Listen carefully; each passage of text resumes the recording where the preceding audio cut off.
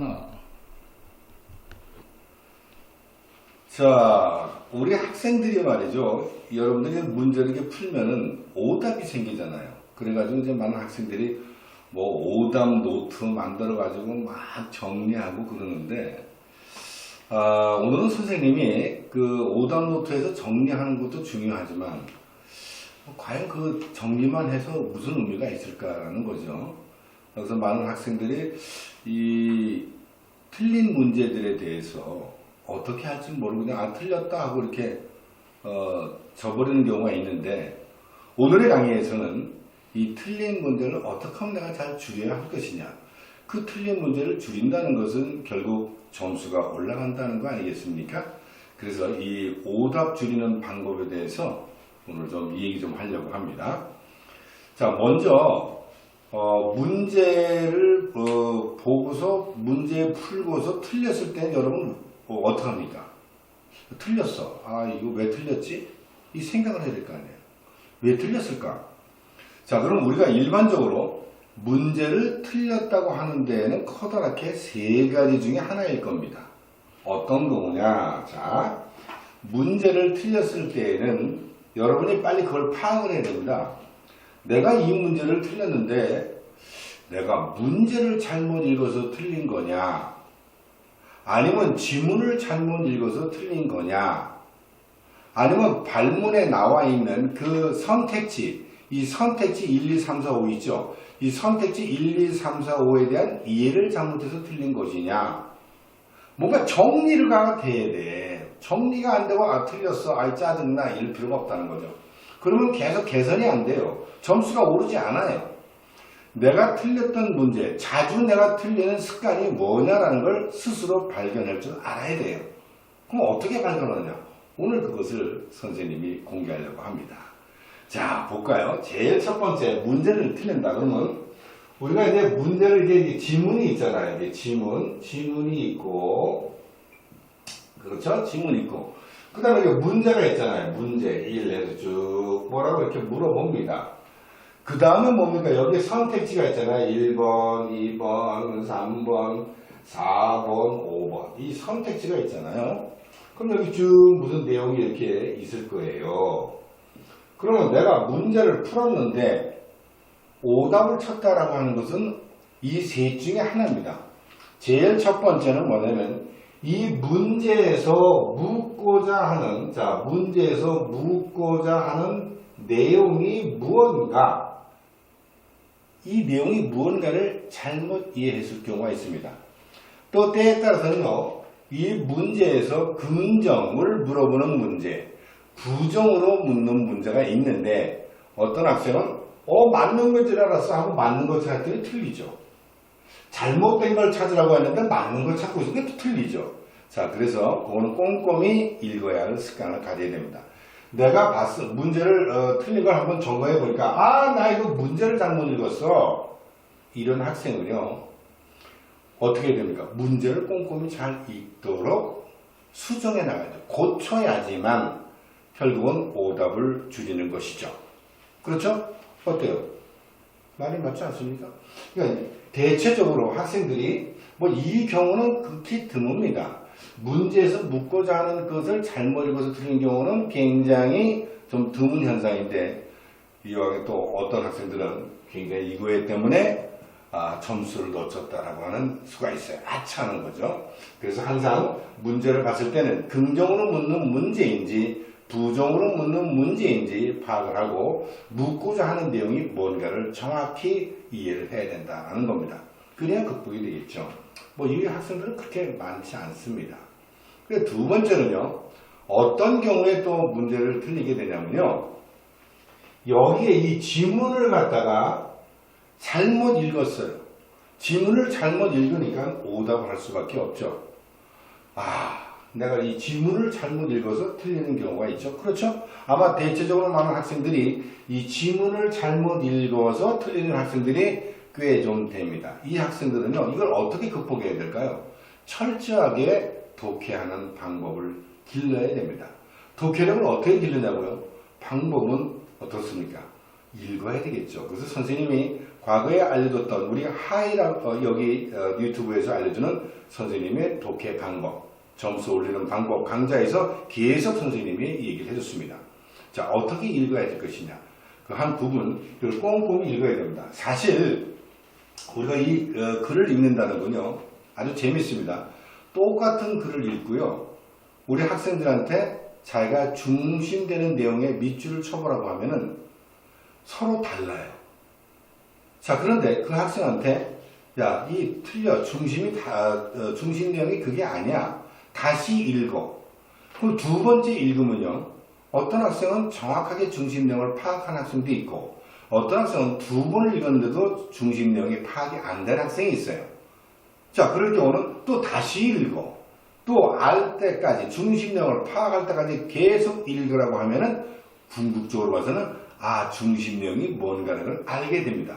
자, 그래서 혹시나 이 지문을 잘못 이해해서 틀리는 학생들은 어떻게 하냐면요, 지문을 한 번 읽지 말고요, 두 번, 세 번, 네 번, 다섯 번 계속 똑같은 거를 읽어줘야 됩니다.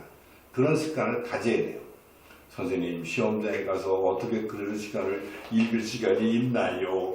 시험장에서는 안 되죠. 평소에 연습을 하셔야 되겠죠. 시험장 가서 그러면 안녕 이렇게 됩니다. 그러니까 평소에 그렇게 읽어주는 연습을 해라 이런 얘기입니다. 그러면 늘어납니다. 그렇게 얘기를 해도 그렇게 안 하는 학생이 있어요. 그럼 할 수 없습니다. 그거는 선생님은 방법을 알려주는 거니까. 왜 그러냐면요, 우리가 한 편의 글을 읽는다고 하는 것은 처음에 처음 글을 읽었을 때는 어떻습니까? 많은 내용들이 막 이렇게 막 다 신선하고 다 중요한 거하고 그런 느낌을 받습니다. 비유를 한다면요, 우리가 여행을 가잖아요. 처음에 어떤 그 여행지를 갔을 때는 어때요? 막 눈에 팍팍 들어오는 것들이 있죠. 그런 것부터 먼저 본다. 여기 아름답다. 여기 뭐 있다. 이렇게 하죠. 근데 내가 처음에 여행 갔을 때는 거기서 두드러진 인상 주는 부분, 그 부분에 대해서 그 인상이 많이 남게 되죠. 마찬가지로 처음에 글을 읽었을 때 읽으면서 나한테 두드러진 어떤 인상을 주는 그 부분들의 밑줄을 딱딱딱딱딱딱 쳐보는 겁니다. 그런데요, 더 재미있는 것은 두 번째 여러분이 여행하고 똑같습니다. 그 갔던 여행지에 두 번째 여행 방문하면 어떻습니까? 처음에 두드러진 인상이 왔다. 저거 뭐 있고 저기 뭐 있어 저기 뭐 있어 그건 다 알죠. 그런데 두 번째 그 여행지를 방문했을 때는 어때? 내가 보지 못했던 거, 여기에 이런 부분도 있었구나, 여기에 이런 부분도 있었구나라는 걸 또 보게 됩니다. 마찬가지로 글을 읽을 때에도 두 번째 글을 읽었을 때에는요, 내가 첫 번째 읽었을 때 그 놓친 부분의 내용들이 여기도 있었구나, 여기도 있었구나, 이렇게 또 발견하게 됩니다. 자, 그러면 세 번째 여행지를 갔다고 생각하세요. 내가 세 번째 그 여행지를 갔다고 할 때는 어떻게 돼? 저게 뭐 있고, 저게 뭐 있고, 안 봐도 뻔해. 여기 뭐 있고, 뭐 있고, 쫙 이렇게 되죠? 마찬가지로요, 여러분이 글을 읽을 때, 그 글을, 세 번째 글을 읽는다고 할 때는, 중심은 여기 뭐 있었고, 여기 무슨 내용이고, 뭐고, 딱 나오게 됩니다. 그렇죠? 근데 한 번 더 가. 여러분이 네 번째 그 방문을 가면 나 여기 뭐 안 봐도 뻔해. 저기는 뭐 있고 너희들 돌아다녀. 난 여기서도 뻔해. 이렇게 되겠죠. 마찬가지예요. 지문을 여러분이 글을 읽을 때도 네 번째 똑같은 글을 읽을 때는 어떻게 됩니까? 처음에 뭐 얘기 나고 두 번째 뭐고 세 번째 그런 내용들이야. 이러면서 완전히 그 내용을 숙지하게 됩니다. 이와 같이 여러분들이 글을 한 번 읽고 끝내는 것이 아니라 그 지문을 두 번, 세 번, 네 번, 최소 잘 이해가 안 되는 학생들은요, 선생님이 강조, 5번까지는 읽어야 됩니다. 5번 정도 읽게 되면요, 처음에 무슨 내용, 두 번째 무슨 내용, 이런 내용의 이런 글이었어 라고 완전히 그 내용이 자기 것이 됩니다. 이렇게 되면요, 문제를 틀릴 수가 없어요. 이것을 어떻게 해야 돼요? 평소에 그렇게 해달라는 겁니다.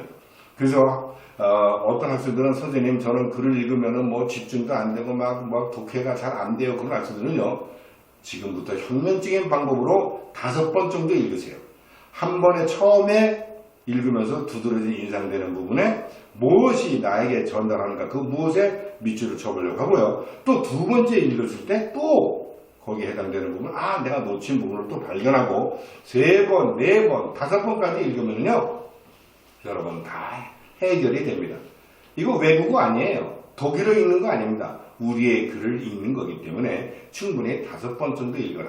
계속 5번 정도 읽게 되면요, 나중에는 이제 그 습관이 돼서 글을 읽는데 정확한 독해도 되고요, 빠른 시간 내 빨리 이해할 수 있는 능력도 길러집니다. 그래서 빨리 알아야 돼요. 내가 부족한 부분이, 내가 지문을 읽어서 지문을 잘못 이해해서 틀린 학생들은 철저하게 5번 정도 계속 읽는 습관을 가져야만이 극복할 수 있습니다.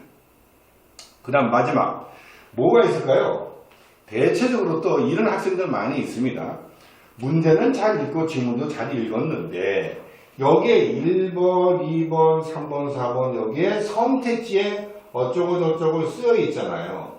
이 쓰여 있는 말, 여기에 쓰여 있는 각각의 요 말에 대해서 이해가 잘못된 겁니다. 이해를 잘못했어요. 근데 여기에 쓰이는 용어, 어떤 학생들은 여기에 쓰이는 용어들이 무슨 말인지 몰라요. 그걸 자체가 이해가 안 돼. 그래서 틀린 학생들이 엄청 많습니다.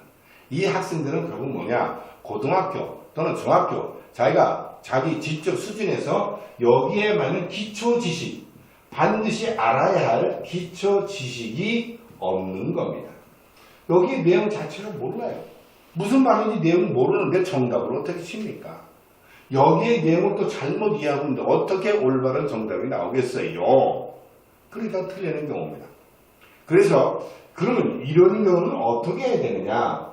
여기에 이런 부분을 잘못 이해하는 학생은 어떻게 되느냐? 솔직히 말해서 고등학생이라면 고등학생이 고등학교 과정에서 반드시 알아야 할 기초 지식이 허락한 학생이에요. 한마디로 기초가 없어요. 그거 어떻게 합니까? 선생님 그러면 저는 어떻게 하나요? How to 그 방법을 알려줄게요. 일단 여러분이 문제집을 계속 풀잖아요. 빠른 방법으로 가는 방법은 이 선택지에 나와 있는 이 용어들이 있을 겁니다. 이 용어, 즉 어휘죠. 이 어휘가 모르는 말이 나오면 전부 다 찾아가지고 자기 것으로 알아야 됩니다.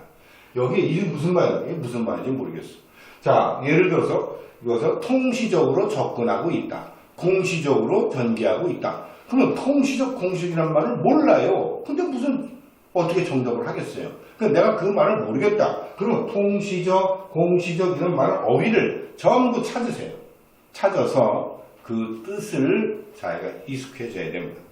자, 여기에서 어떤 일반을 하고 있다. 구체적으로 해나가고 있다. 즉, 연역적으로 추론하고 있다. 이런 연역적이라든지 일반화라든지 추상적으로 한다든지 이미지에 문학재제 같은 데는 어떤 이미지를 한다든지 전이시킨다든지 공간감적이라든지 모든 용어에 고등학교에서 알아야 할 필수 용어 개념들이 쭉 정리가 되어 있는데 이걸 모른다.